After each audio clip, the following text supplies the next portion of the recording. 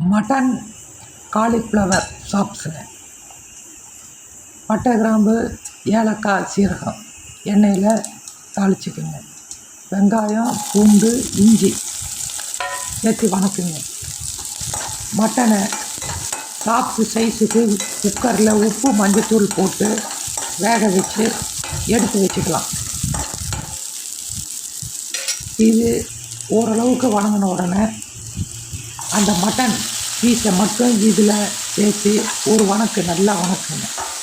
இது ஓரளவுக்கு வணங்கின உடனே மல்லித்தூள், மஞ்சள் தூள், வரமிளகாய் சேர்த்து நல்லா வணக்குங்க.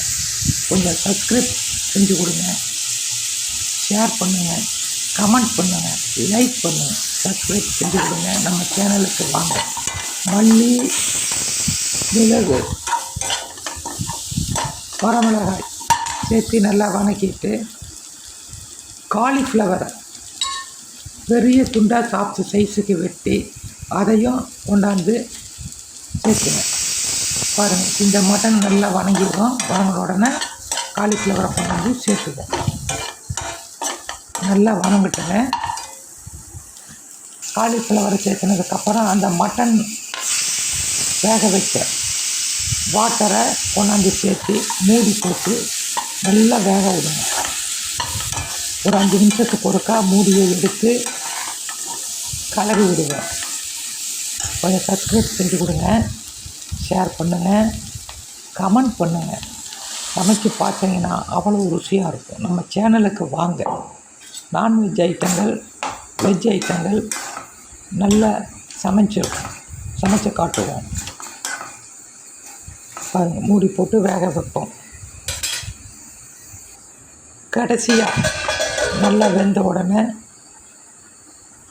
ஓரளவுக்கு தண்ணி வற்றின உடனே மிளகுத்தூள் போட்டு ஒரு பிரட்டி மறுபடியும் வேக விடுவோம்.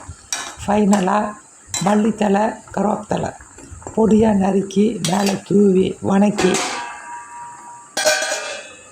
இறக்கணும்னா mutton chops, cauliflower chops ready ஆகிடும். கொஞ்சம் சப்ஸ்கிரைப் பண்ணி கொடுங்க. நம்ம சேனலுக்கு வாங்க. பாருங்கள், ஓரளவுக்கு தண்ணி வற்றிருச்சு. மறுபடியும் ஒரு மூடி போட்டு மறுபடியும் வேக வச்சுட்டு எடுத்தோம்னா நல்லா வெந்துடும். சாப்பிட்றதுக்கு நல்ல ருசியாக இருக்கும். மட்டன் சாப்ஸு சைஸுக்கு போட்டு நல்லா செய்யலாம். இது சைட் டிஷ்ஷாக சாப்பிட்றதுக்கு ரொம்ப அருமையாக இருக்கும். நம்ம சேனலுக்கு வாங்க, சப்ஸ்கிரைப் பண்ணுங்கள். நன்றி, வணக்கம்.